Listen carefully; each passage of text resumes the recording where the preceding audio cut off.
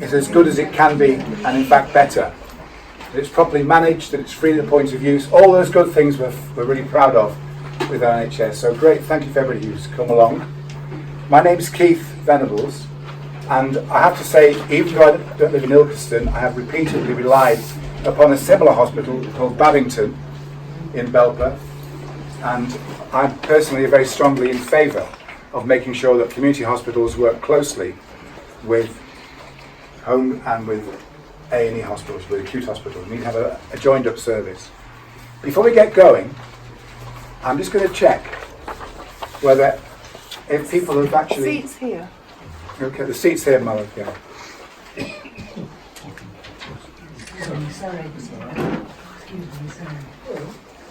So can I just check who in this room tonight has used a hospital like Ilkeston, a community hospital? So we do think that's important, don't we? Yes. By the way, that was your walk on you. So if you do that between speeches, that would be excellent. Really.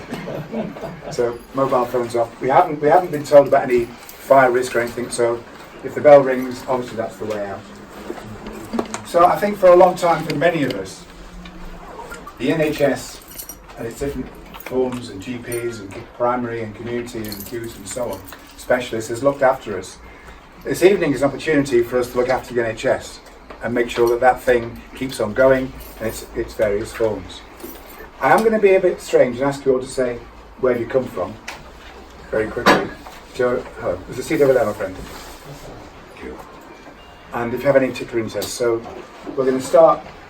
We're going to start with the back. Just say your name and. I'll do actually, my friend. Yeah, please. Ilkeston. Thank you. Hilary Kay, Chesterfield. Joe Clark, Clay Cross. Jane Lever, Clay Cross. Dick Banker, Derby. Ian Thompson, Ilkeston. Ken Allen, San Diego. Mike Jones, Belper. And behind you, Mike. Esball, Ilkeston. Okay, thank you. Bernadette Rose, Derby. Lovely. Frank Phillips, Ilkeston. Pam Phillips, Ilkeston. Right. Who's next? Margaret Morris, San Diego. Lynn Bruce, Belper. Okay. Peter. Peter, Derby. Right. Michael, Derby. John Fraud, Ilkeston. Paul Wardle, Riddings. Los Hatton, Ilkeston. Dave Hatton, Ilkeston. James Webb, Ilkeston. Actually, if our two friends could say a bit more, you're involved with the paper, aren't you? And the Ilkeston Inquirer. Okay. Yeah. Thank you. Lovely. Thank you. Pam Robinson, Ilkeston. Thanks. Yes. Pat Evans, Ilkeston. Dawn Stevenson, Ilkeston. Sarah McKenna, Ilkeston. Andy McKenna, Ilkeston. Anne Sadler, Belper. Chris Jordan, Holbrook. Miss James, Derby. Marcus James, Derby. I'm going to go to the back now.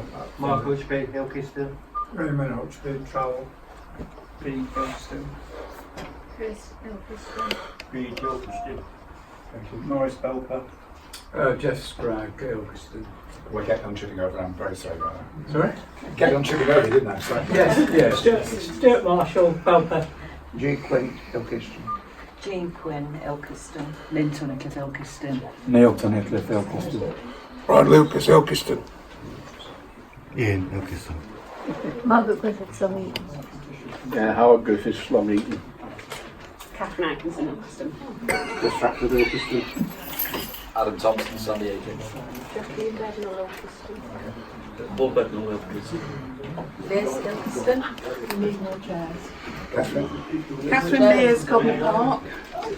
So, as you come in, we perhaps need to bring some more chairs in, or stands. I don't think people should stand for that long. It's so hard to No, you're right.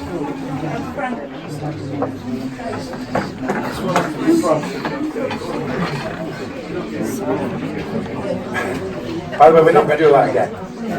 Just in case you were worried. Just in case you forgot your name again. So.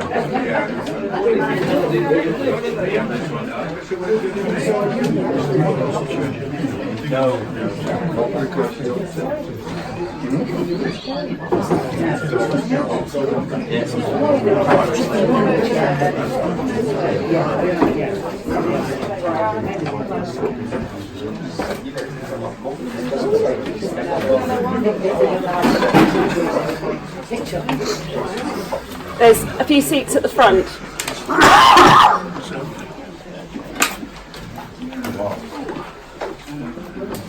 Look, the chair coming.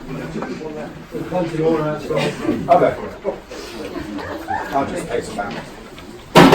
Several seats there. Seats there, folks. One there, one there, one there.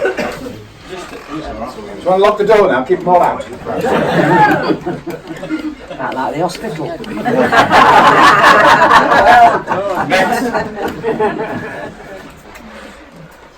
There are seats if you want them, folks, but if you understand, you're okay. I hope, in a sense, by being a bit silly at the beginning, I've set the atmosphere for this meeting, which is going to be informative, I hope, but also there's going to be, hopefully, no abusive ways of talking. Is that okay? We've got ideas we want to exchange, and we're going to do that properly. Let's have a quick look at the agenda, and I've got to make some apologies, some quite serious apologies. If you can see an agenda, Kath's going to set the scene for us, and I'm going to say a bit about that as well. For reasons which I don't think are acceptable, Sean Thornton from the County Commissioning Group on NHS, they commission services like Ilkeston, they pay for them, and Rob Steele from the whole of Derbyshire, all the hospitals and so on in Derbyshire, have decided not to come. Well, isn't that why most of us are here? Yeah. They've decided not to come. I think it is unacceptable. I mean, I think they fear that there's a level of anxiety in this room which they might find difficult to cope with. Actually, there isn't this thing. I mean, people are anxious, maybe even angry, but they would have been perfectly safe here. Yeah. They would have been perfectly safe here. They should be open to criticism. They should be. And it's not my wish to generate antagonism against them, because I want them to be here explaining what's going to be happening and why. But Kath and I will say some of that, as will Liz and some other people, about what's happening as much as we know. I'm not too surprised that if you look down towards 8:20-ish, the local MP Maggie Throup sent nice apologies today. She said, obviously I can't get down to Ilkeston on the Tuesday. It's too far away. But I did say to her, could you perhaps send one of your colleagues to come along instead, which would be fair. Is anybody here on behalf of Maggie? I hope she would have sent somebody. Actually, honestly, I did hope she would have sent somebody. I asked her a week ago. Nobody added all the seats, either. That's a shame. Hopefully, though.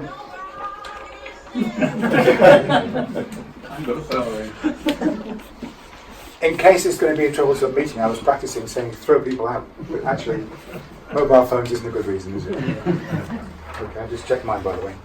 Okay. So, the plan is to go through some background information from Kath and myself. We'll try and find a way of saying what is planned for the hospital. How on top of that are you, Liz? With Sean and Rob not being here, could you tell us what you know? Would you mind? Well, But I don't mean now, I mean when it's the gap. Go on then. Okay. No doubt. So then we're going to go through what people have experienced at the hospital. And this isn't going to be a very long meeting, by the way. What people experience is, and Mike and perhaps Liz will help us through that. Big discussion. And then obviously Maggie Throup isn't here. Catherine Atkinson, Labour candidate, is here. So they might add some, Catherine might, where's she gone?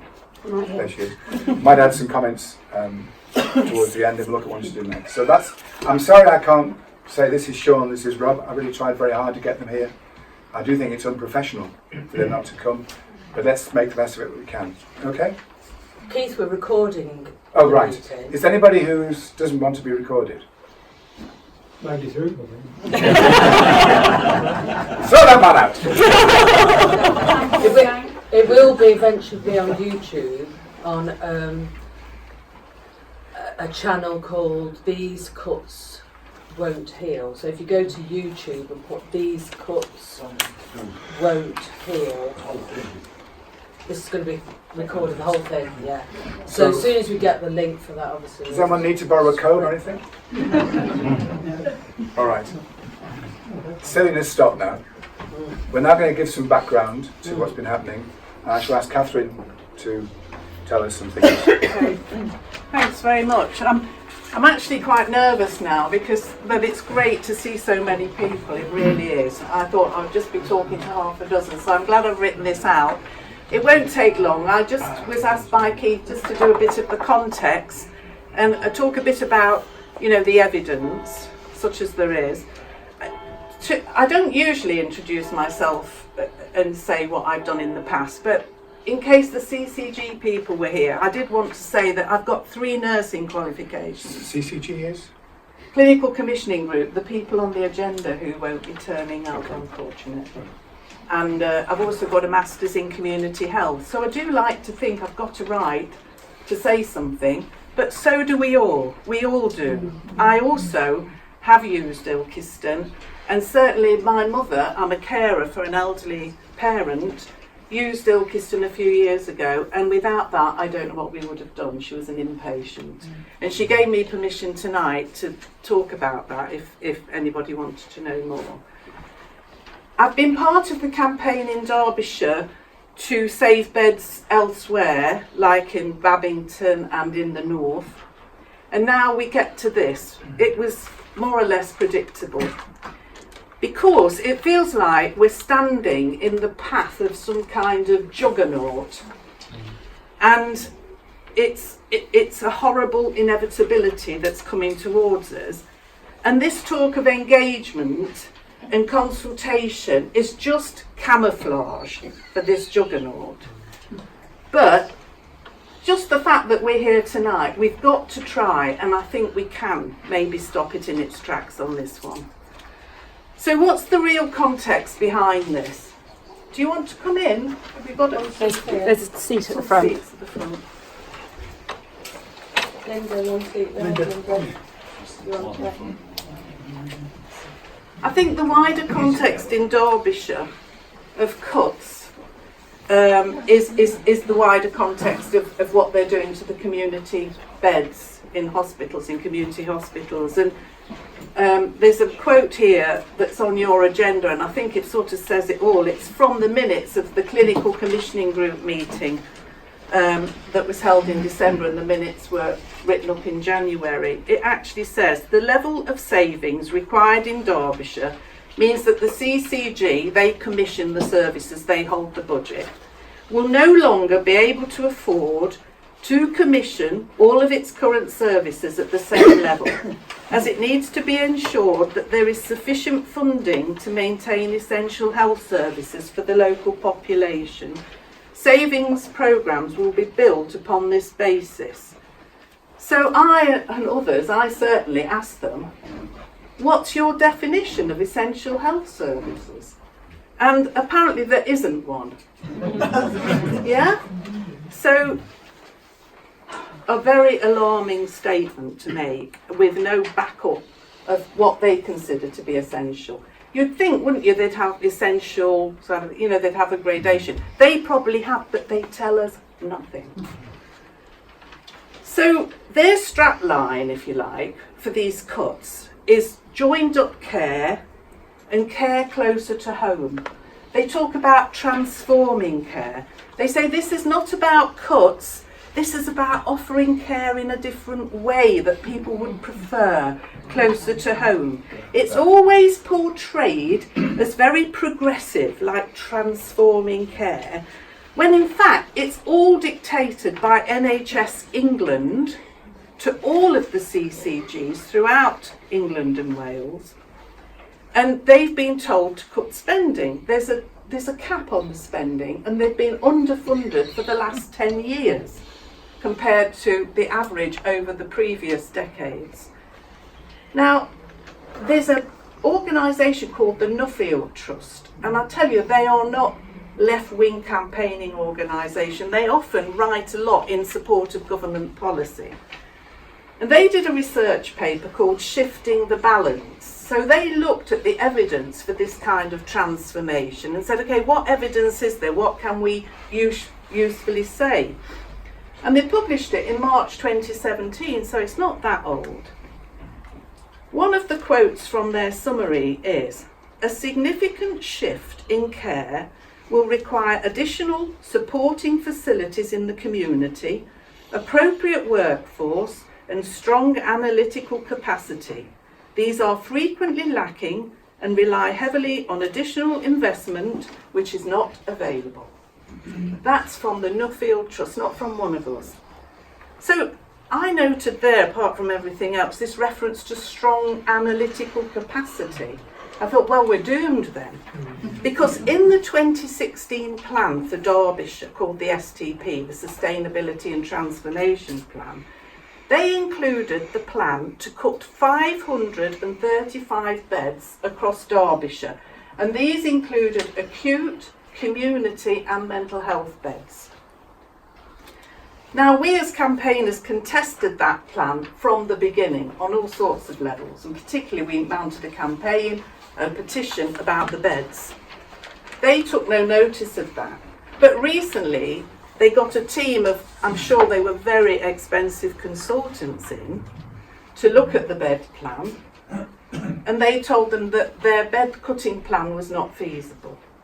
So their strong analytical capacity doesn't look very strong in the face of that.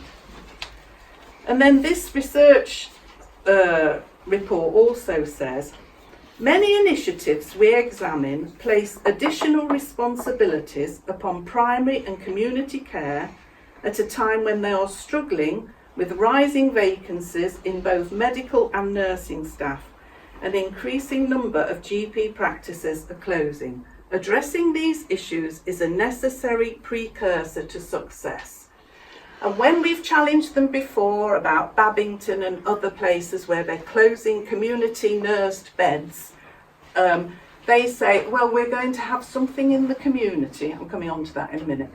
We'll make sure this provision in the community first before any closures. But we know that's not happened because we know the state of community health and social care, which I'm coming on to. Cuts in community hospital beds in the north of the county have resulted in a final total at the moment of 32 nursed beds, we call them, not beds in residential care homes or in your own home. These are nursed beds in community hospitals. 32 beds now in 3 locations. When in 2018, April 2018, a freedom of information request that I put in to the Derbyshire Community Health Trust, asking them about the state of beds, stated that they had a total of 93 across that northern county. 93 was what they stated in a freedom of information report. So you can see that's a third gone. I also asked for bed occupancy rates. You know, what's the average occupancy rate in all of these community hospitals? Because obviously, if half the beds are empty most of the time, then there would be an argument, wouldn't there, for looking at, you know, demand and supply. The bed occupancy rate, the average bed occupancy rate for Ilkeston 2017 to 2018 was over 90%, which to me indicates continuing and increasing demand. The Clinical Commissioning Group always claim, this is another thing they'd say if they were here, that time in a hospital bed, especially for frail elderly, leads to deterioration in their condition and loss of muscle strength and so on. But any evidence they quote is, of course, about extended stays in acute hospital beds. And that's often they are in acute hospital beds longer than they need to be because of delayed discharge. Discharge is delayed because there's not enough provision for safe discharge in the community, and that includes community hospital rehab beds. So that's your catch-22 right there.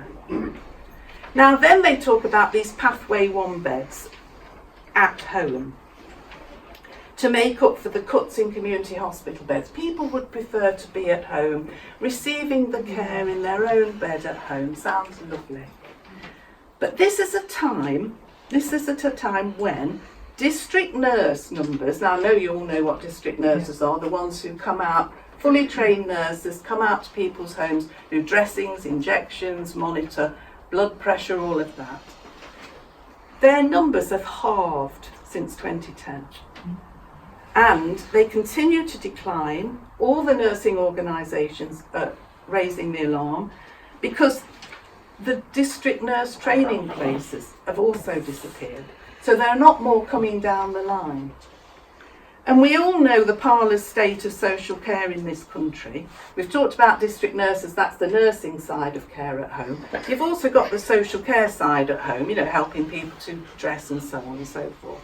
Last week, peers, including former Conservative and Labour chancellors, called for an immediate £8 billion investment to tackle, and I quote them, the national scandal that has left over 1 million vulnerable older people without proper social care support. The committee said 1.4 million older people were denied the care they needed as a result of cuts, means testing and rationing, while others received extremely basic clean and feed levels of care. Many as a result were housebound and unable to fulfil everyday tasks like washing or going to the toilet. Again, that's not us saying that. This is peers who've produced their report last week. So we know that as a consequence of this, it's inevitable that people can and will languish at home in bed due to insufficient care inputs, just like they do in acute hospital. They're going to sit at home in bed, they're going to lose muscle mass, they're going to become malnourished, they're going to become depressed, just like they say they would if they were in a hospital bed for too long. But the thing is, at home, they are conveniently hidden from view and from the statistics. They will also end up being readmitted to acute care beds due to poor care at home. Not only is this cruel, it's very cruel, but it's also false economy. So finally, I'll just quote this Nuffield Trust again. They conclude at the end, they say, while out of hospital care may be better for patients, it's not likely to be cheaper for the NHS in the short to medium term, and certainly not within the tight timescales under which the sustainability and transformation plans are expected to deliver change. The wider problem remains. More patient-centred, efficient and appropriate models of care require more investment than is likely to be possible given the current funding envelope. Again, that's this research body, not us. So, at a time of ongoing demographic change, you know, we're all getting older, increased demand and so on, we say, it shouldn't be about either community hospital beds or care in a home or at home. It should be about both and. And the major concern here in Derbyshire is that we will end up with neither. They say you don't know what you've got till it's gone, but we do.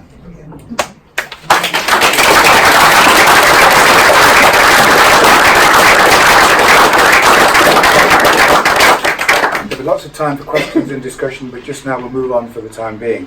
And I want to say, like Catherine, I don't usually introduce myself, but I've got a background in research, a master's degree in research, and I used to work for Derbyshire, and I was a retired principal psychologist in my career. So I've got some background in this area. Some of the key points to bear in mind. In 2012, the Health and Social Care Act brought in massive potential for privatisation. That's an important point, 2012. 2010, serious underfunding started for the NHS.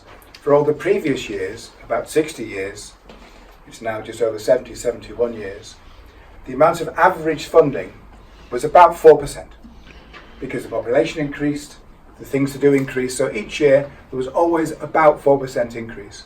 Since 2010, it's been just 1%, and that is crashing our NHS. The market system, which has been brought in since 2010, or it began in some bits earlier, the market system, the whole budget for the NHS is about 120 billion a year.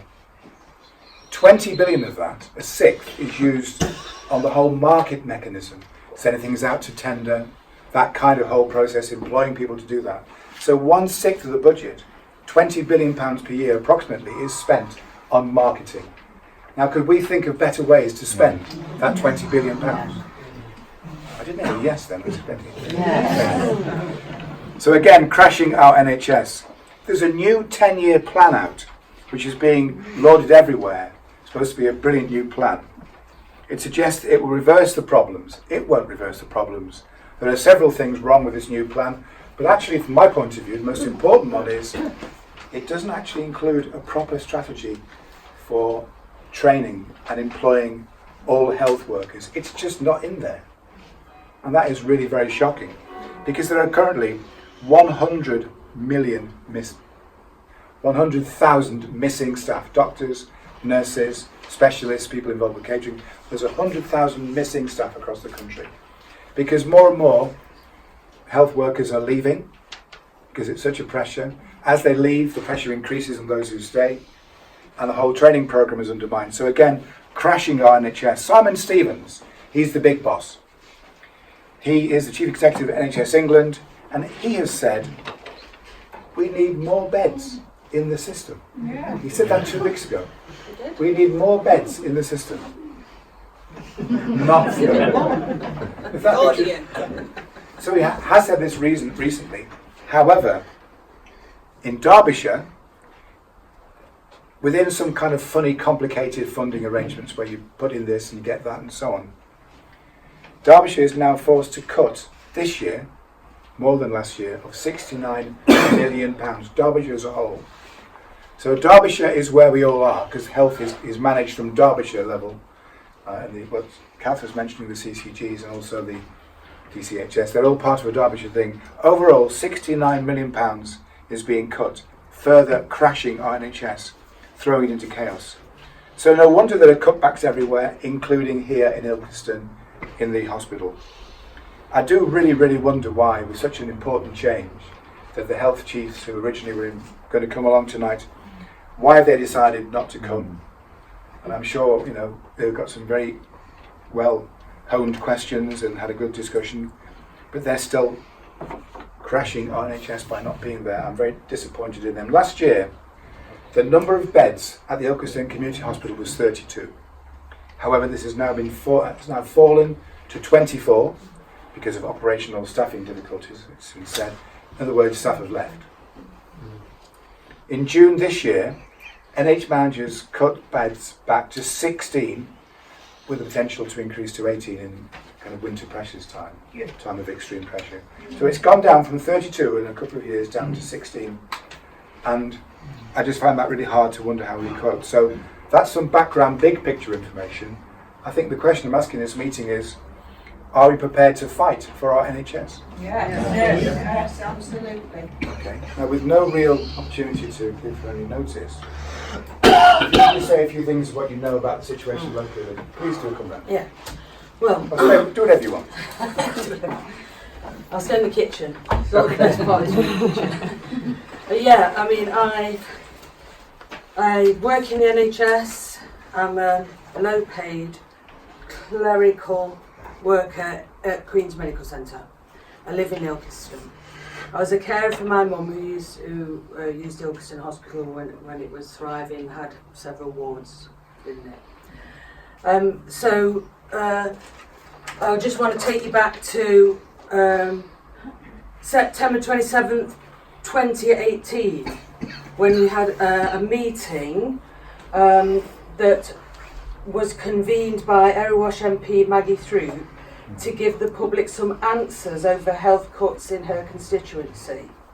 So we've got that recorded as well, and that you can watch that if you want as well. But that is very revealing, because all the health bosses were there at that meeting, and Maggie Throup as well, of course.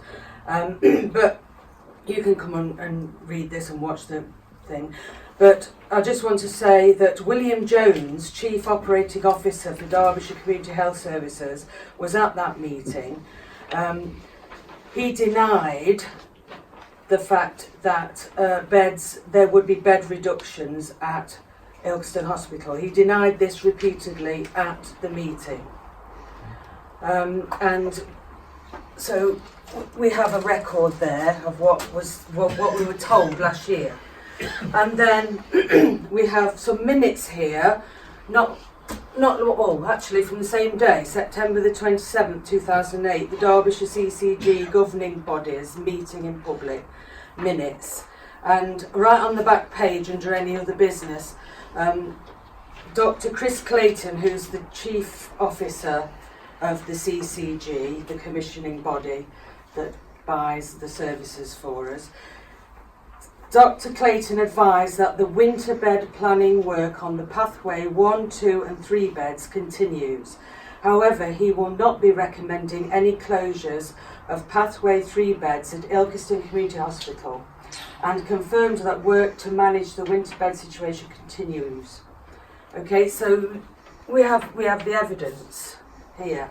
And then shooting forward to the 6th of June this year, another governing body meeting in public, and they've obviously come forward from that position last year through the pressures and everything, and decided that they're going to redesign the clinical pathways to support hospital discharge.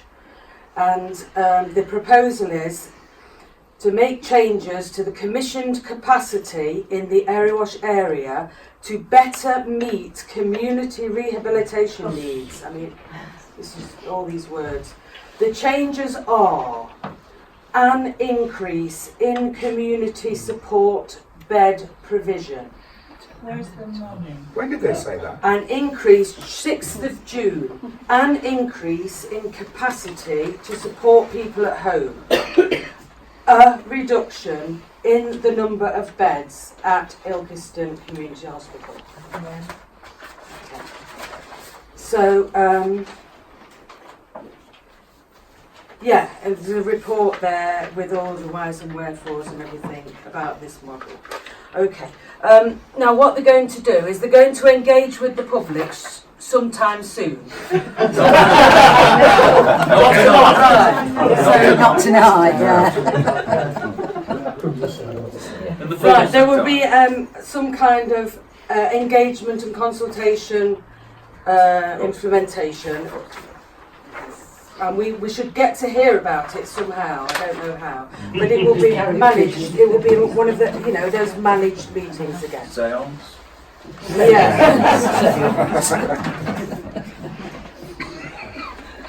Yeah. So I mean, you can Just be clear on read that. forever and It ever. needs to be clear. Go on. Yeah.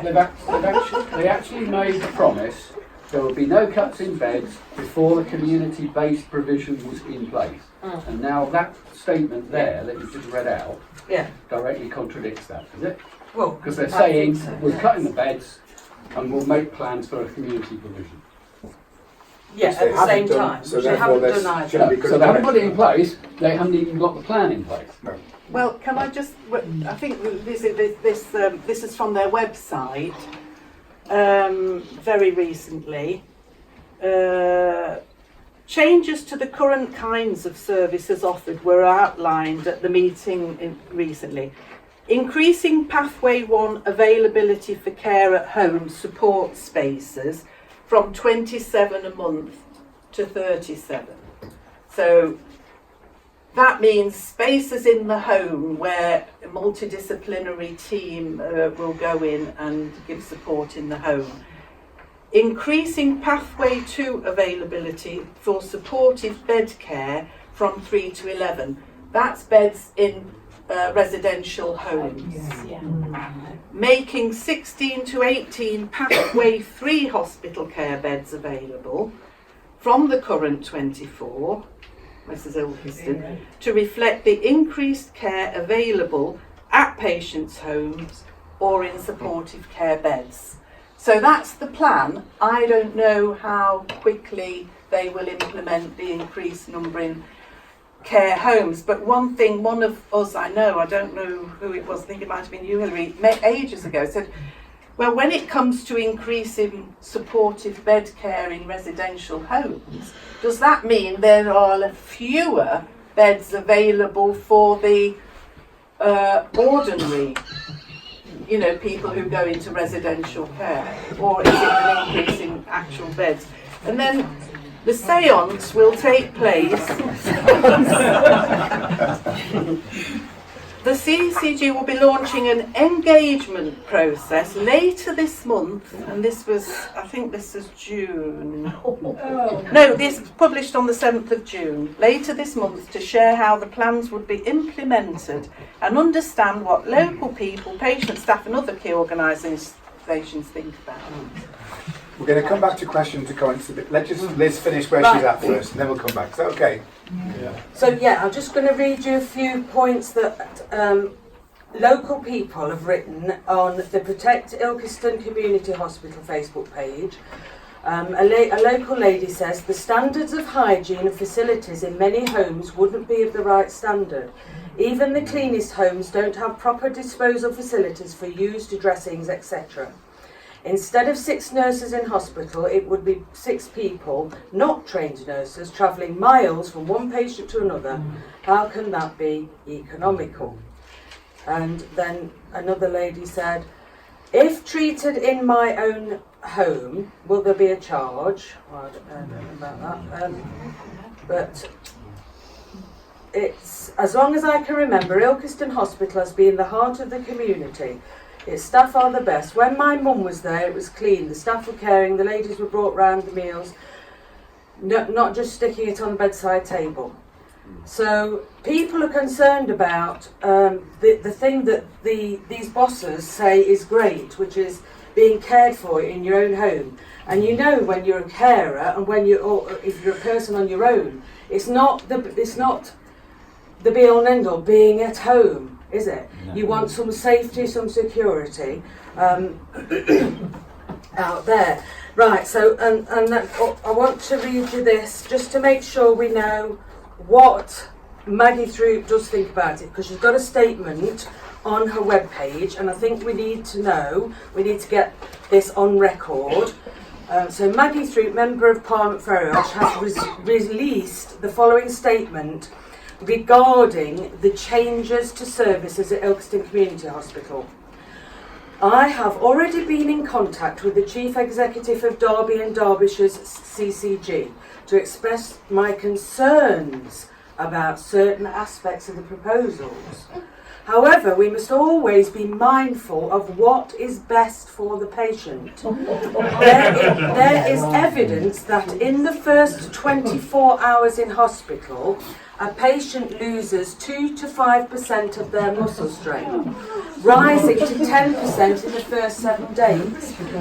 We should not be over-medicalising old age and always have the goal of ensuring patients are treated in the right place at the right time, recognising that their own home is so often the best place. I will continue to express my concerns, so she does have some concerns, to the CCG, and will raise possible options with the Health Minister. But we must always remember that our hospital is more than just beds. It serves our community as an outpatient hub and has a brilliant diagnostic and treatment centre, as well as the minor injuries unit, which is now nearly short. To reiterate, whilst these proposals may change the way our community hospital delivers its service, they in no way mean that the hospital is under threat of closure, as has been so recklessly suggested by the Labour Party in the past. Okay, so we need that on record. Right, we need that on record. And someone else has given me something they wanted to be here tonight, and they wanted this bringing up. This person would like me to say this. Part of our problem in terms of cuts and privatisation to the NHS is that the government intention to cut spending and privatise services is absolutely central to its economic and political programme on behalf of the extremely wealthy and powerful class of society. It is not a mistake or just some individual's bad policy. They know exactly what they are doing, what they have already done, and what they intend to keep doing. They know the misery it causes for the most vulnerable section of society and the greed it feeds at the top. in the case of private health providers. They don't care at all about the misery. They hope it will force people with a bit of money to go private. And if you haven't got a bit of money, they don't care at all, but they care very much about the profits of a private health system. No amount of polite consultation or quiet persuasion will make them deviate from their course. In fact, worse. The net of civilised conversation and fake consultation is designed to tie us up, prevent us from taking the only kind of action that may stop them. We need to encourage people to express the anger they feel at being deliberately robbed of the National Health Service and to mobilise people against cuts and privatisation, not discuss this ad infinitum. Yes. There are many forms of such mobilisation, including supporting the NHS workers and their unions in overcoming their justified fear of victimisation and encouraging them to speak up and take whatever action is necessary. This is the point I wanted to make in Ilkeston tomorrow, but I now find I cannot get there. Let's stop spending hours trying to persuade them to stop killing the NHS and use those hours out on street stalls, house to house, social media, encourage people to take action. As one we need to respond, good luck, that's it, yeah, that's it.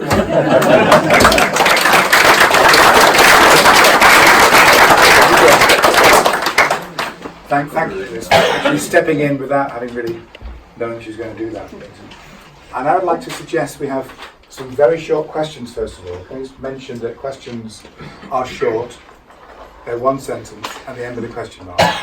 And then we'll have some discussion after that. So very, very short questions. Lady back, say your name. Maggie. Hi Maggie. They seem to be privatising. I know there's the different types of bed, but I know from people I know who've been in hospital, they've been shipped out to Belper nursing homes, all over the place where there's no even a direct bus route to these obviously private places when they should have been in beds in Ilkeston Hospital in rehabilitation. Thank you.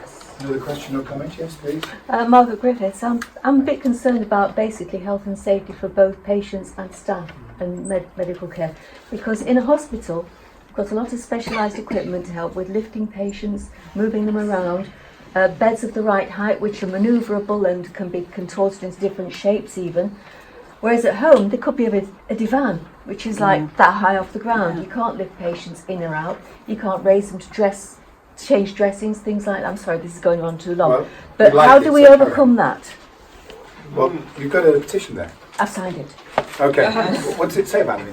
I can't read it, I haven't got glasses. So actually Brad Farnsworth, who launched the petition, is here, so if he wanted to read it. Hang on to it and I'll come back to I'm it in a sorry minute. to have gone on so long. Let me just... Are there any more sheets? Yeah. Right. Okay.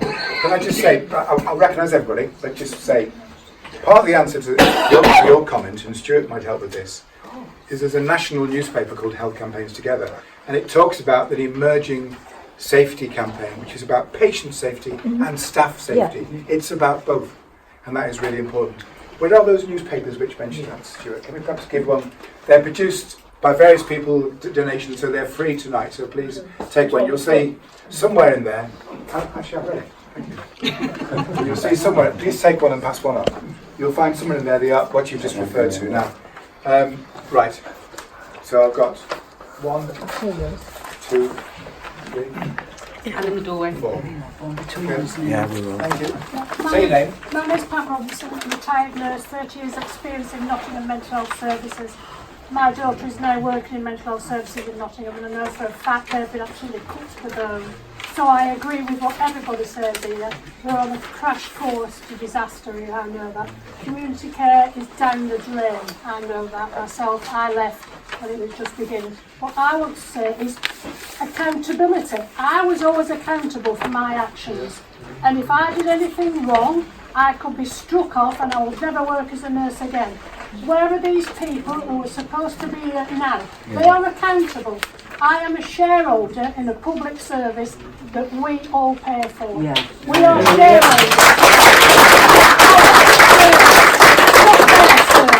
And they should be here to answer those questions. And I would like to directly ask those who are not here, including Maggie Throup, Yeah.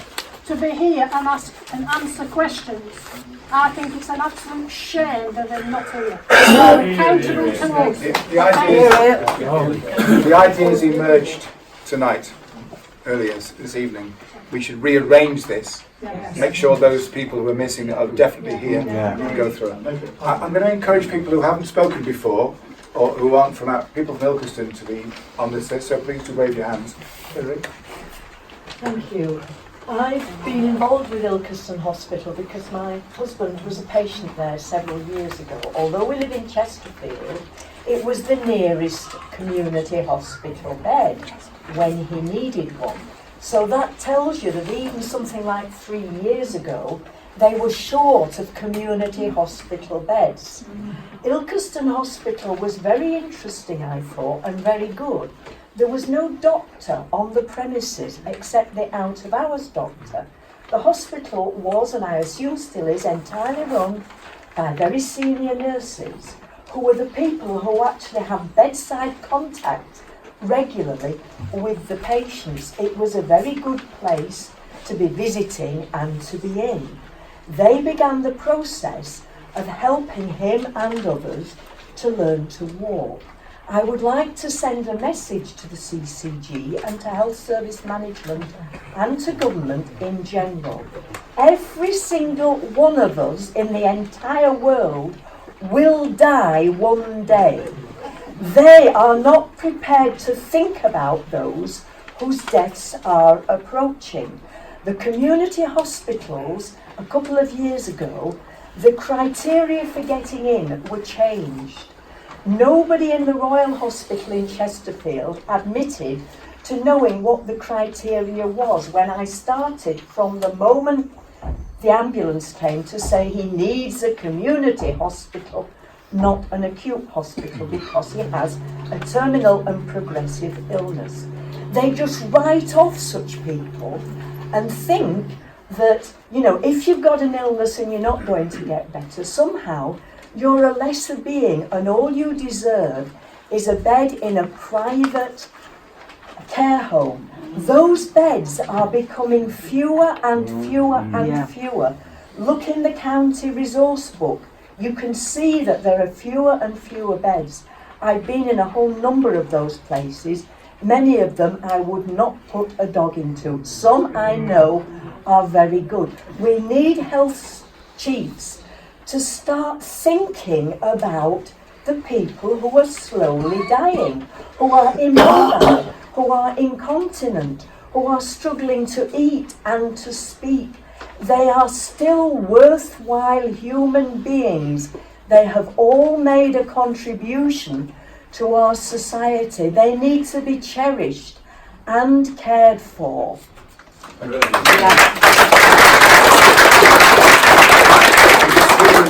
I'd rather move to Ilkeston. Wave their hands, but Chris, you were next. Okay. Lady over there. My name's Pam Phillips. I was an inpatient in Ilkeston Community Hospital for 5 weeks last year with a fractured pelvis. I have been never treated to such wonderful, genuine care. It was more than a home from home.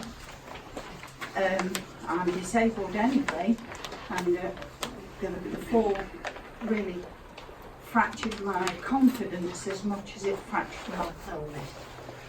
But I have to say, the care I got in Ilkeston Hospital was the best it could have possibly been.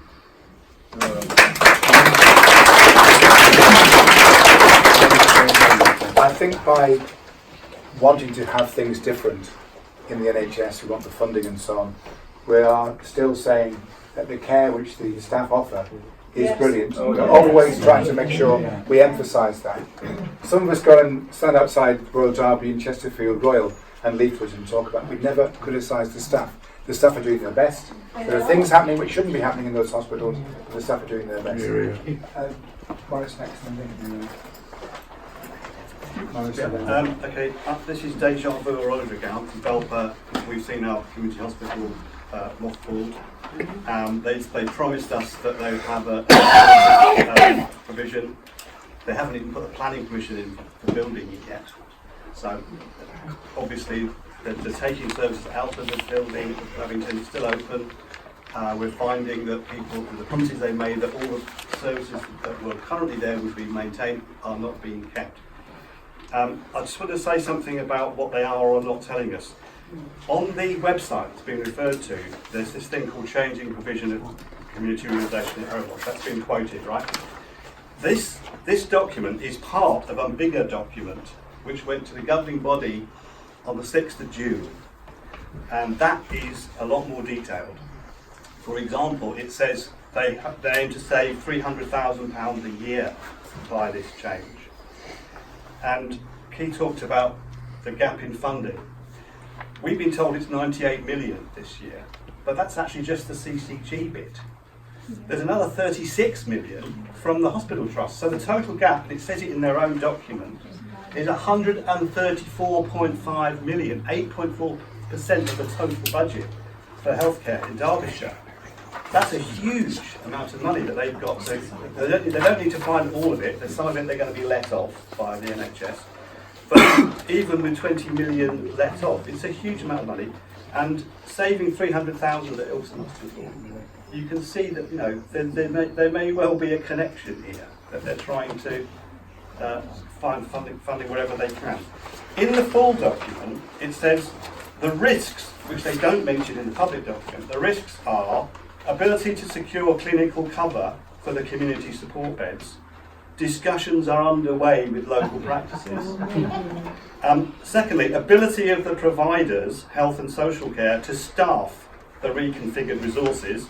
Providers are working closely with the CCG to understand potential requirements. That's what Kath's getting at, isn't it? And the implementation timeline may be affected if engagement identifies issues that require amendment. By the way, you've already been part of an engagement process for 14 days because it started on the 26th of June. You may not have realised that. It finishes 60 days. So you've already 25% of your engagement time is already gone. Yeah. And I didn't bring the details, but I didn't print it off. But there's the first meeting, or not meetings, but ability to be engaged with this is actually starting on Monday. I think at the hospital. If you look on the website, so it's the joint Derby and Derbyshire CCG website has details of so-called engagement sessions, which they've only just put up for people who are concerned about this. And you can also find, if you look on their website under the governing body papers, the full details, which you need to see. Everything we've said tonight is in here, plus more stuff about what they're worried about, like conflict of interest with GPs who have contracts and so on. So the same pattern that we experience, we get some of the detail pushed out to the public in terms of the consultation. The full detail is usually buried somewhere in a document that normally only the professionals see. You really need to go and look for this stuff, and we need to share this information more widely. Okay, gentlemen there, lady here, and gentlemen there. Raymond Hutchby, Trowell. There's hardly ever a day goes by on the news when we're told that the big hospitals like the Derby Royal and the Queen's Hospital Centre in Nottingham are overstretched, behind times, on waiting times, people on trolleys, and this kind of shortfall. So it's important that smaller hospitals like Ilkeston help to take off that pressure. Now you can't take off pressure if you haven't got the beds to take off that pressure. I can see here it's from 32 to 24 to 16. That means 2 more hops and there's nothing. The only bed in Ilkeston will be the one that's pushed up Bath Street once a year. So therefore it is absolutely important that small hospitals like Ilkeston not only exist but thrive and grow.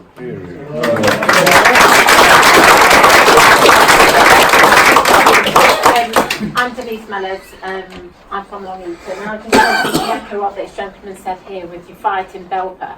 I think part of their process last year when you got all your signatures was some of the provision that you were losing, the beds that you were losing, were actually going to come to Ilkeston.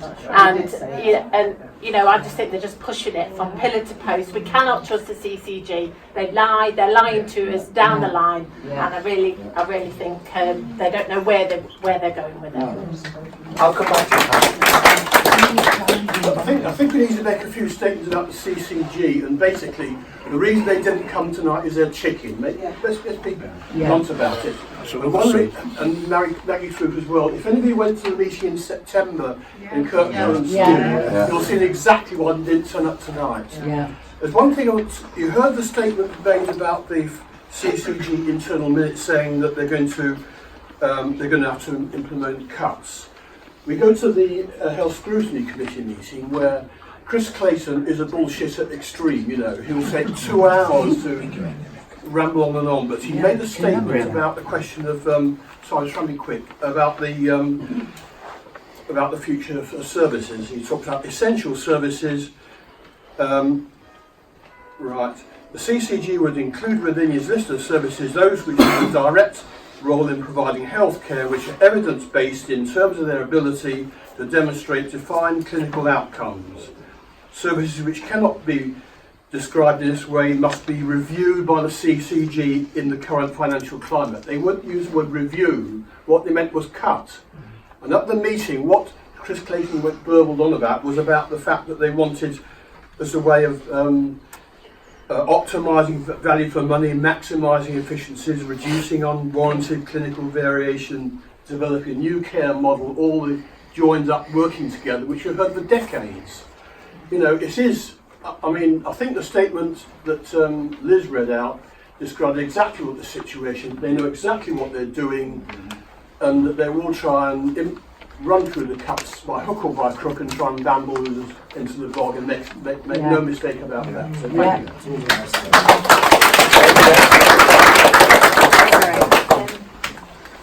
I actually worked in the NHS for nearly 30 years. I haven't worked in Ilkeston, but I live in Ilkeston. I work at the City Hospital in Nottingham. And I had a first-hand experience 2 years ago in having our service decommissioned.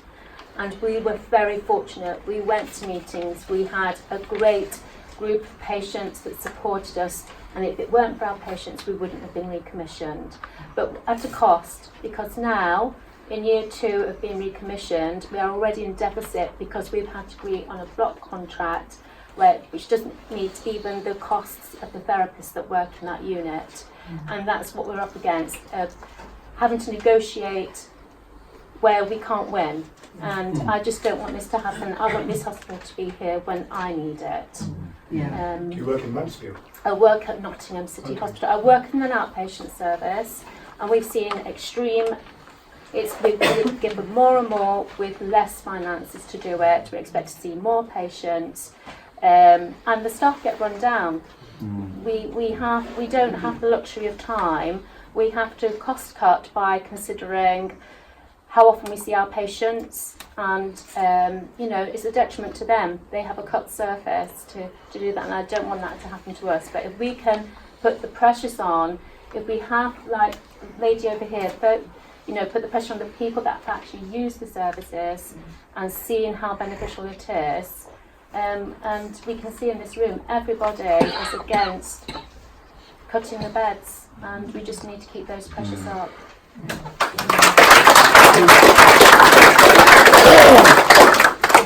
I'm going to let conversation go for a little bit longer, but also in a bit I'd like us to talk about what we're going to do about it. So I'm going to have that in mind. See? No, thank you very much.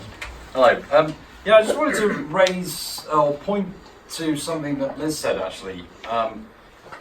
Liz quoted Maggie Throup's statement that she's put online, and there was a particular point in that worried me particularly. I'm going to repeat it now. She says, "We must be mindful of what is best for the patient. There is evidence that in the first 24 hours in hospital, a patient loses 2 to 5% of their muscle strength, rising to 10% in the first 7 days." Now, my background, I'm a scientist, and I find that a particularly dangerous statement.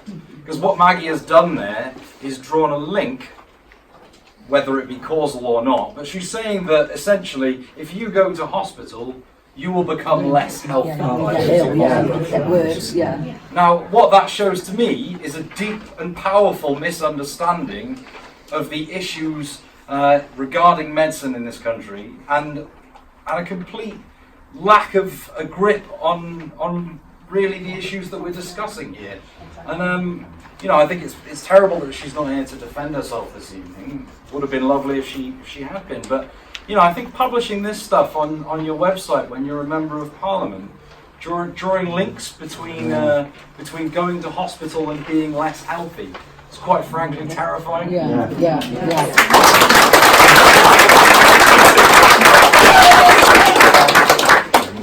Okay. Just make the point, a lot of the emphasis has been on older people, but it's also younger people in terms of mental health beds as well. And it's not just older people, there's lots of that as well. And a friend of mine, just as another example, not to do with mental health, but she was discharged very quickly with a broken leg recently from Chesterfield. And she didn't have any care at home, her husband wasn't well either, so she fell, broke her hand, and now she can't use crutches, so she's going to be even longer going backwards and forwards to the hospital. It's just little things like that. Thank you. 2 points that have been made earlier on, which I think we should not lose, and we've had experience of this in other parts of Derbyshire. We're actually talking about cuts that are actively being made and reduction in beds. But there's something else that happens when that happens, is that staff start feeling anxious about their jobs. And if you're anxious about the security of your job, what do? You go and look somewhere else for a more secure job. Now that is why in several cases in Derbyshire, they said we no longer have a safe level of staffing, so we must close the wards. So what they're doing is they're putting pressure on staff, and then as if by magic those wards are closing themselves. So I think there's a question here that in future we really must support the staff and actually give them that sense of security.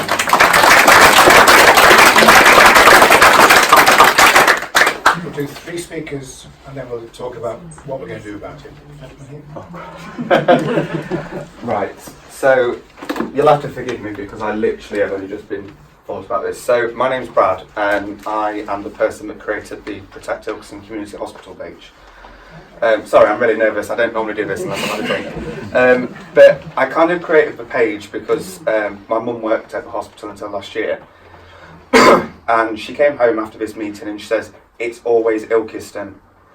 And I believe that that's not just for health service, but I believe Ilkeston as a whole, over the past decade or so, has always been treated second best to other neighbouring areas. And I think the one thing that we always had pride was that this hospital is fantastic and the staff are fantastic. And to echo everybody's statements tonight, it takes the pressure off the big hospitals. You get the care there that you don't necessarily get at bigger hospitals through no staff issues, but because of capacity. And I created the page because I just felt like I couldn't sit there and watch something that has been an institution in this area for years be chipped away at by not just the government, but also the people of the CCJ that surprisingly aren't here. And what I kind of want to say to you all is that I know that these, the top brass or whatever you want to call it, they look at these things on Facebook. I've got a degree in marketing and I kind of know how social media works to a degree. And I'm well aware that certain members of the CCG have seen the page. I had a message off an anonymous profile which basically said, if you want to kind of campaign for something, that's fine, but please don't put something on there without consulting the CCG first. All I had to think about was that is quite clearly somebody that from the CCG that's not quite happy. And so really what I want to kind of say to everybody is that if you are on Facebook and you have seen it, keep sharing the posts, keep commenting, because even though traditionally, you know, they say we're going to do a public consultation, and that's fine, you know, we can all sit in a room and talk and things like that. But the thing is, particularly with social media, over the past 5 or 6 years, is that a lot of companies, the government is one of them, they look at what people are saying, because it is a form, in my opinion, of news. Whether, you know, people post ridiculous things is one thing, but I know for a fact that the DCHS are monitoring it, not necessarily because they're spying, but because they want to see what people have got to say. So all I'm going to say is just keep sharing the page, and just to echo what Liz said as well, I've had messages which I'm not going to name people because they currently work at the hospital, and I had one message off one woman that said, I'm leaving before I'm pushed, and I think that in itself says it all. The fact that you've got somebody that wants to leave a job that they probably really love because they're so fearful that that's going to happen. And this is the same thing as my dad said, who's sadly not here tonight. He said it starts with one thing and it goes and it goes and it goes. We've seen minor injuries cut. I don't know the full story behind this, Liz will probably say, but I did see something about an MRI scanner that has been... Yeah. Finished on 31st of July. Exactly. And what will happen is, maybe not now, maybe not in 2 years' time, but what will eventually happen is they will chip away at that hospital, and it, all of a sudden in 10 years' time it'll be like, oh, it's not worth keeping open. And it starts now and it goes. And so even though, you know, a Facebook page isn't the most powerful thing in the world, if we all kind of band together using meetings, Facebook, protests, whatever, signatures, I started a petition which I think is going around as well, hopefully, you know, people will listen. And just to close something, I would just like to say, and this is not a political bashing thing, but I think it's a disgrace for our MP. I contacted her when I first set the page up because it was not meant to be political. It was about a community joining together. I had messages of councillors that were Conservatives. I've had a couple of UKIP councillors message me saying, we'll help. And I was completely ignored. Completely. I had no email response, I had no Facebook message, I even wrote, I didn't have anything. And, you know, the only person that really wanted to help was Catherine, and so I just wanted to say thank you for helping me, and obviously trying to join the fight. But to just basically close and shut up moaning, but if everybody could just keep sharing the posts and keep commenting, because they are noticing, whether you think they're not, they are. And so, yeah, that was it.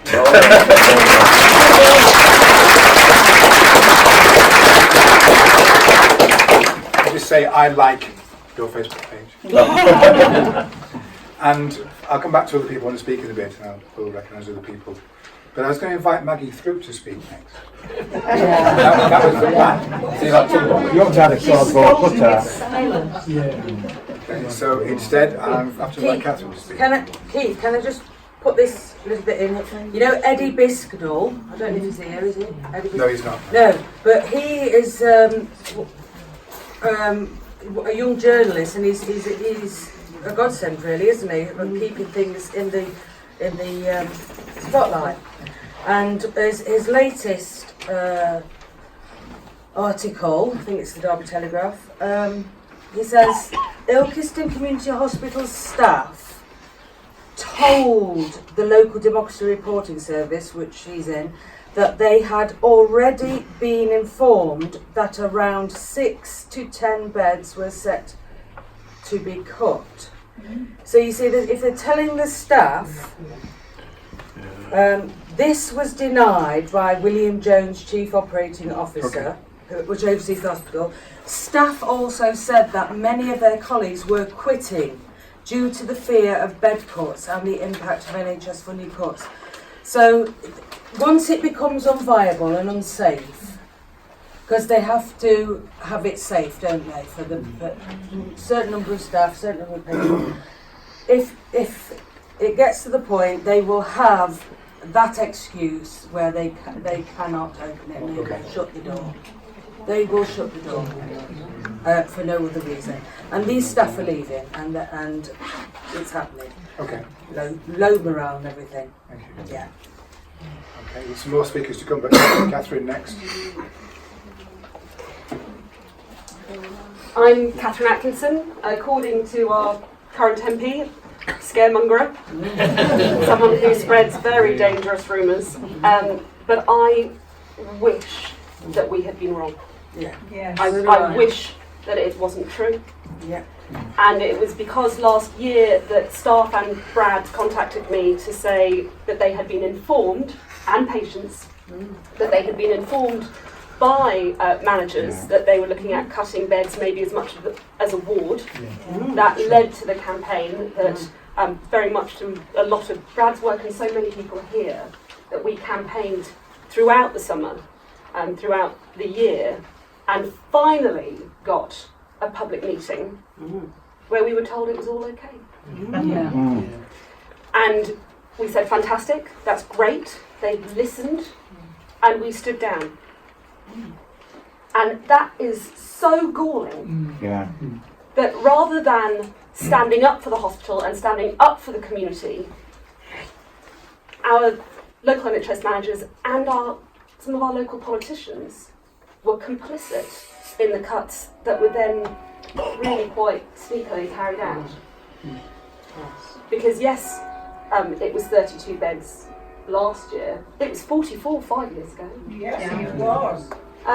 We didn't just have 2 wards, we had 4. And it has been, since 2010 in particular, and I can't imagine what happened in that year, we have seen our NHS attacked. And in 2012, there were bed cuts and there were ward mergers. They never liked the word closure. We saw in 2013 the walk-in centre and the GP closed. That was a GP that had over 1,500 people on its books. That was a walk-in centre that in the 3 months before it closed saw nearly 10,000 people. Where have all those people gone? It is absolutely the added pressure on the service that we have seen. And if you look at the history of the hospital, Ilkeston General Hospital opened in 1886. We have had a hospital in Ilkeston for over 100 years. And originally a hospital was opened for miners. And it was miners that clubbed together to pay for the first nurse. That was Ian, wasn't it? Well, we had it in, for the first nurse. We have such a proud tradition of having such a fantastic local hospital. And we heard powerfully from Pam say that we are all shareholders in the NHS. But I think we are custodians of the NHS. We need to make sure that it isn't chipped away at. It isn't just sold off. We need to make sure that we are not the generation that lost the NHS. I feel that we are custodians for the future. And that's why we cannot simply allow it to happen. We do need to continue to fight. And when you look at the turnout tonight, I have absolutely no doubt in my mind that we will. Thank you.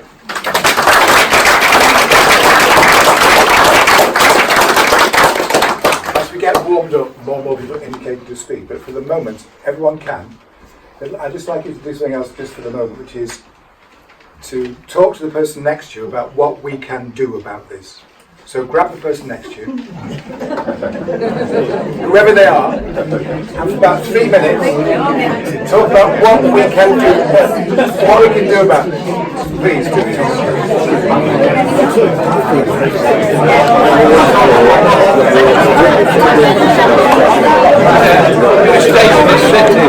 Stage is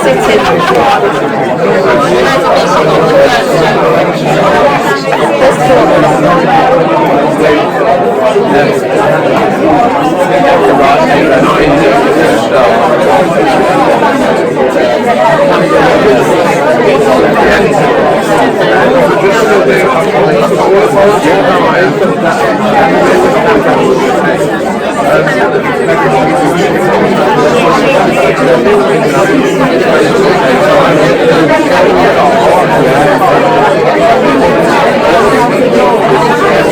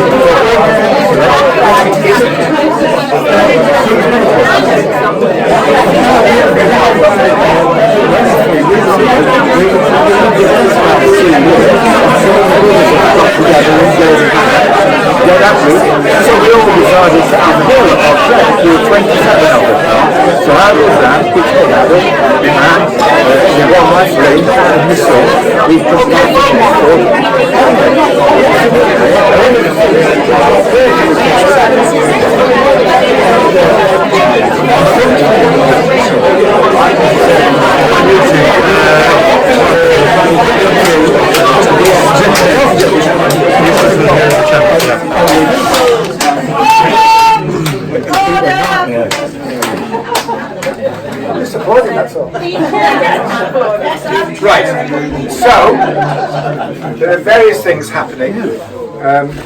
It's now almost 10 minutes past 8. We'll finish in about 15-20 minutes time. So first of all, for those who are prepared to say something, is there? Oh, you were waving. Okay. I thought you were. So I'd like to hear ideas of what we should do next. Ah, over there. Shout out. Shout out. Shout out. Frank and this lady here, and we've all been thinking about what we should do. Yeah.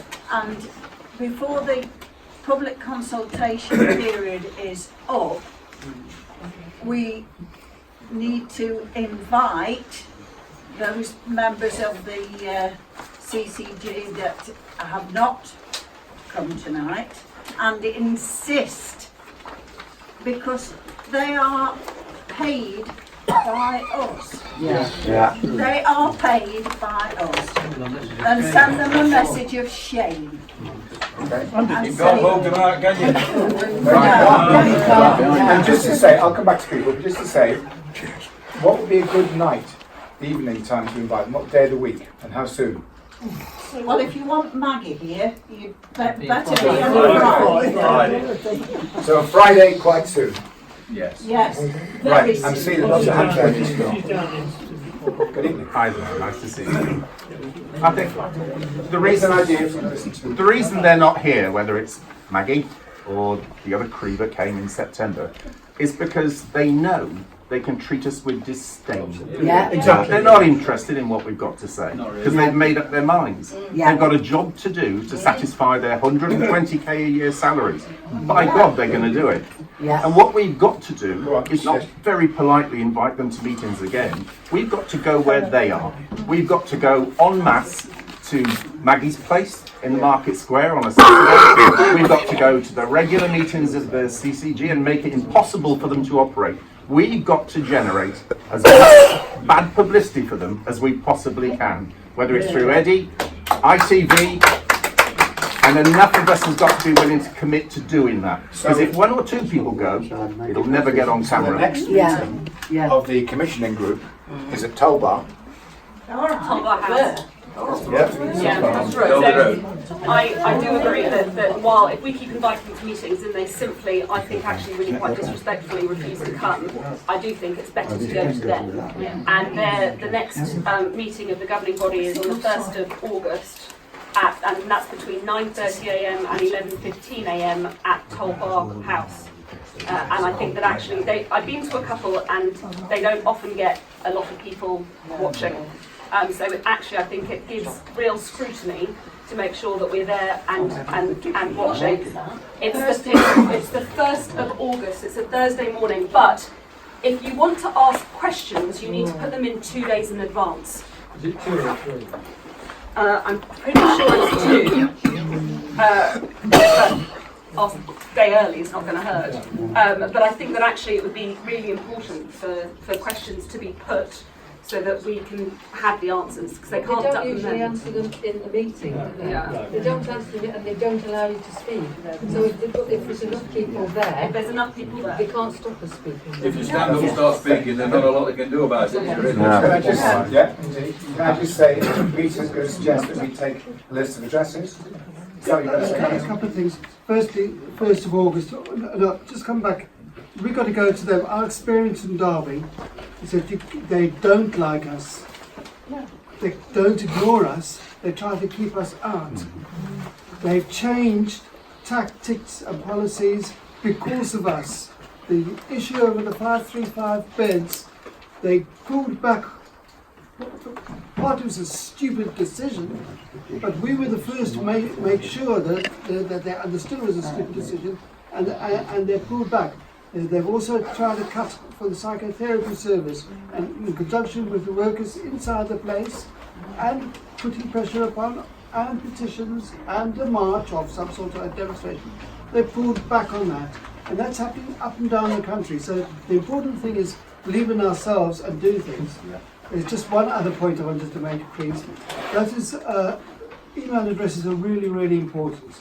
And we're passing a list around. I know you've signed it. Where's the list? But we're passing a new email list around. It's just, please make sure you do it in handwriting. It's going to go to the following people. It's going to go to Kath and whatever group that's set up here. It will also be shared with, we have a cross Derbyshire email list of 1,700 people, and we emailed all of them about this today, and some of you came because of that. So please understand, we will share it to those people. There's a cross Derbyshire KMB group, and it will also go to this. Okay, I'm going to invite everybody to speak who wants to speak, but gentleman here next to the mic. Thank you. Yeah, my name's John. Just checking by the way, we're talking about what we're going to do, aren't we? Yeah, absolutely. Yeah. I'm a local councillor, so I'm used to dealing with people and local people, trying to persuade people. What we need to do, I think, is really try and raise our profile and get it over to the general public, get the public on our side. Yeah. I mean, the public, they agree with us, but that's all they'll do. They'll agree with us, and they go back home and go and have a cup of coffee or a pint or whatever, we need to get our message across. I mean, one of the ways was what we did last Saturday with Catherine. We went onto the market and gave leaflets out. I was doing leafleting on the Saturday afternoon as well, and I think there was, for some bizarre reason, I leafleted about 30, 40 people. For some bizarre reason, there was 3 people who wouldn't sign the petition. It was leafleting to sign the petition as well. But we've got to get our message across to the public, and we need to try and get public support. We need to muster public support, and we need the public to be talking about us, not us talking about them talking about us. Thank you. Mike, gentleman at the back, and then Edward. Well, I'm from Belper, and we've had a campaign going there for years regarding Babington Hospital. So a couple of little things first, so I say what we can do and what I think we should do. It's lovely seeing the thing at the bottom of the agenda saying it's our NHS. Nobody in Belper was told in 2013 when Babington Hospital was transferred into a holding company called NHS Properties Limited. For the express purpose of flogging off prime sites and getting them in the hands of private investors. But little things like that we need to get across to the public. They don't believe you. People, we started campaigning in Belper, people said, they can't close Babington Hospital, that's owned by the town. The Struts gave that hospital to the town. And then you say, well actually, no, it's owned by this company. It's all a bit under the radar. We don't know very much of what they do. But I'll tell you what, they are paid, the hospital, the trust, whatever, pays them up to something like £750,000 a year in rent, and they put not one penny back in maintenance or repairs, and yet they dropped the bombshell about closing the hospital. I have this beautiful video of a maintenance guy going around and saying, oh, this needs doing, ooh, I don't like that, ooh, no, that's terrible, you know, better close it down and build a new clinical hospital. And as Morris pointed out, that's not even got beyond preliminary planning stages yet. There is one other target that I think we can hit, and I think we can use it to actually build a mass campaign as well, and that is the Scrutiny Board, Derbyshire County Health Services, because they are elected representatives and they have the power to take the whole package of cuts up as far as the Secretary of State. Now, this has actually happened in other parts of the country. In London, Charing Cross Hospital, it's a massive hospital, has been saved. And that went through to the Secretary of State. We've now got, you believe this or not, Mr. Hancock, Secretary of State for Health, has actually gone on record as saying, oh, we mustn't cull community hospitals. Oh no, you know, the Tory party isn't opposed to community hospitals. Well, you know, you can read whatever you want into it. But I'll tell you what, there's never been a better opportunity to actually raise that and build a campaign around it. What I'd like everybody in this room to do is Google up the Scrutiny Board. You'll find guys, the chair of Scrutiny is Councillor David Taylor, and you can email him or his assistant, sorry, not his keeper, the person who handles the all the business, Jackie Wardle.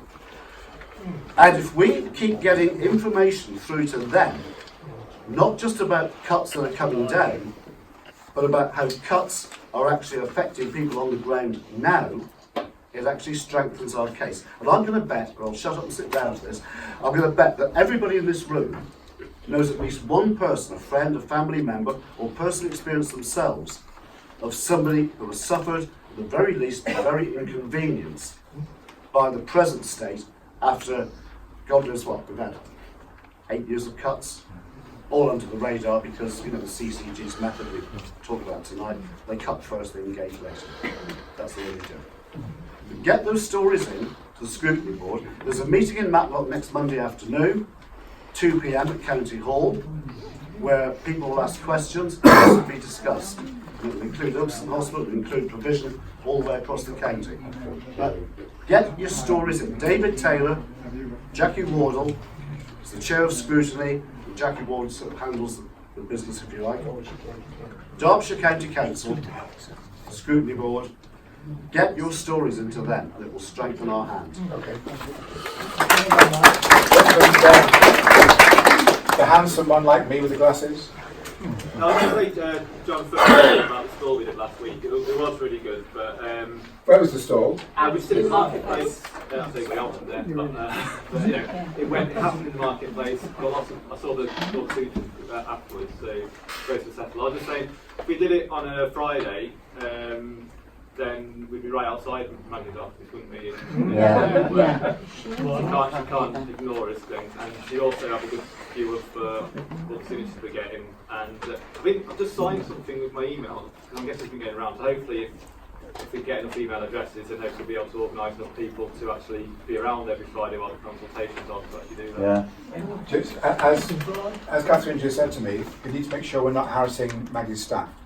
Oh, you don't do that. You need to be careful and respectful. Can I just say before I ask you, go on, sorry. I want to get activities.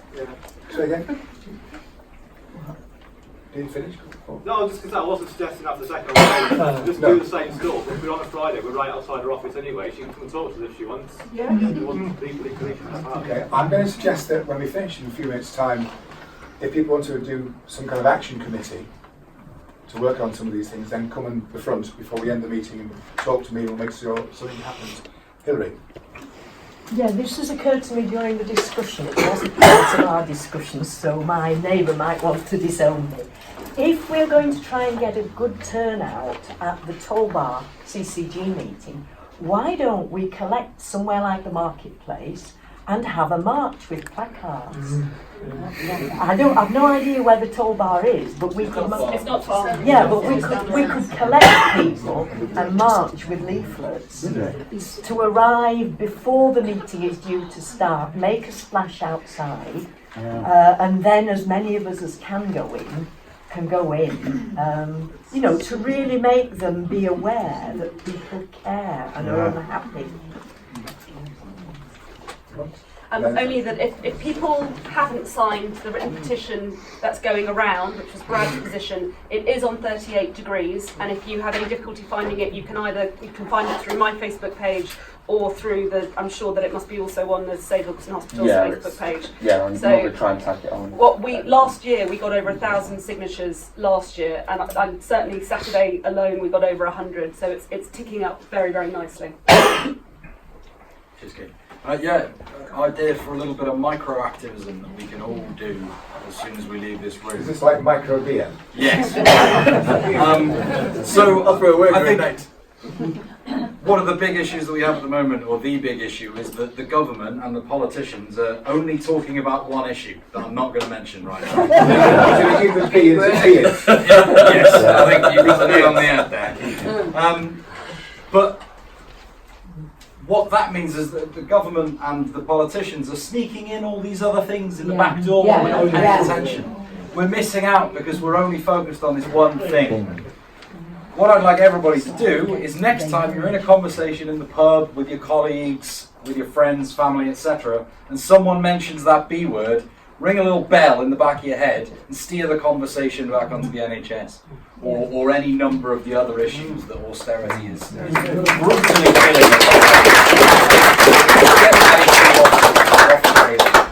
I was just going to say that there isn't much room for the public in the meeting room at Toll Bar House. Very quickly those seats will be full. Which we have complained about. And we have complained about that. So if how many seats? Oh gosh. 10, 15? We could really disrupt it But it will really disrupt things. Yeah, we all try and pile in. We'll try and pile in. Okay, we're near at the end.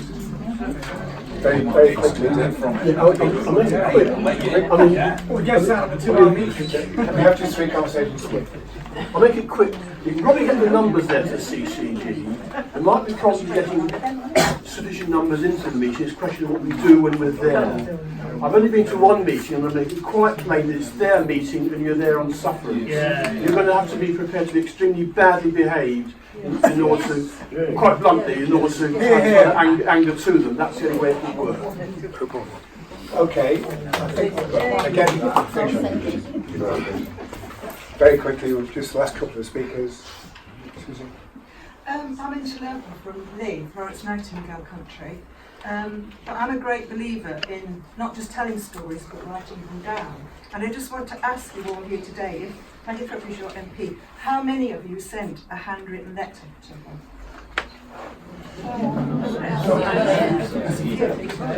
If all of you sent a handwritten letter to Maggie Throup, telling you different stories of what I've been hearing tonight, yeah?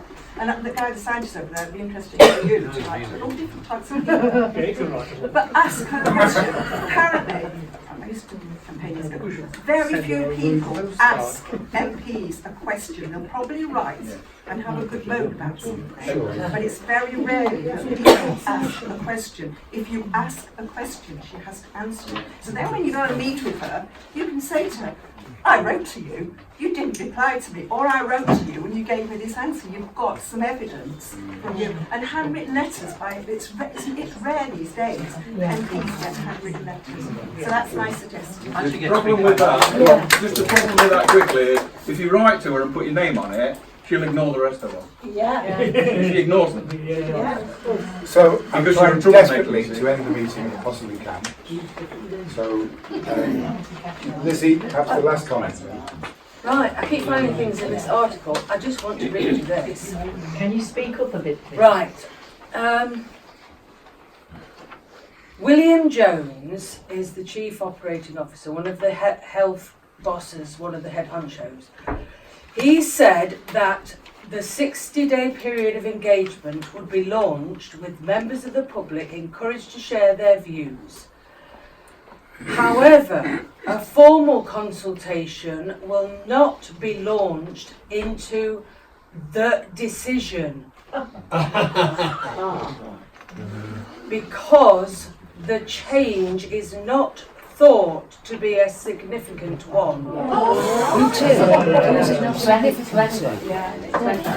just have to remember, Keith, that this decision, we know it's going to be this decision, is going to be made in September, well before another winter crisis, so we've not got long. We've not got long at all. And this last thing, Steve Lloyd, going on what you said, Adam, is it? Adam. Steve Lloyd, the CCG's Executive Medical Director, and I bet he's a GP or he's a clinician or something as well, said this is absolutely the right thing to do. It is well known that patients who stay in P3 hospital beds longer see their conditions worsen. Absolutely. Okay. Really quickly, I'm being a terrible chair here. Go on. I was going to mention Morris at the CCG 2 years ago when Chris Clayton gave that same speech. You challenged him, and he didn't come back at you at all, did he? But this is typical of these people. They tell lies, they challenge, they shut up, and then come back over and over again. And they're all clinicians. They have been GPs. Yeah. They have been on the hospital floors and in their own GPs. So they're doing, what did you say, Ian, to Chris Clayton? Do no harm to the public or something? Do no harm. Was it?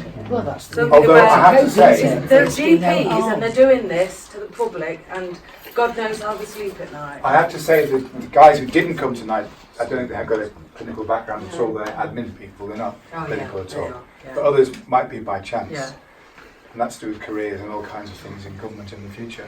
However, I'd like to thank everyone for coming this evening. That's the first thing. Round of applause for yourself. And particularly Kath and at the last minute Lizzie for their contributions. I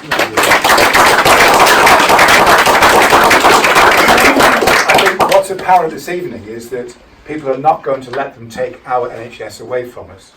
We're going to fight for that, and that's perfectly clear. I'm sorry. So we are going to fight for it. It does matter. It's cared for us for 10, 20, 50, 80 years. We now need to fight and care for it. If you haven't given your email address, please do. If you'd like to just sit down here for 5 minutes or less, and we'll try and knock these ideas into a bit of a plan. I think the most likely thing is walking to the toll bar on the 1st of August. Perhaps you need to meet somewhere like the marketplace at 9 o'clock. And Peter will have organised your email addresses being sent out information to everybody who wants it. Keith, where is the email sheet at the moment? There are two going. I started one here and one over in that corner. So where are the two? There are two. Okay, we've got It hasn't been, so if you've not found it. You're good for this. So if you'd like to just sit down for 5 minutes at the end, come over here. And so thank you all for coming and be careful out there. Thank you. Thank you.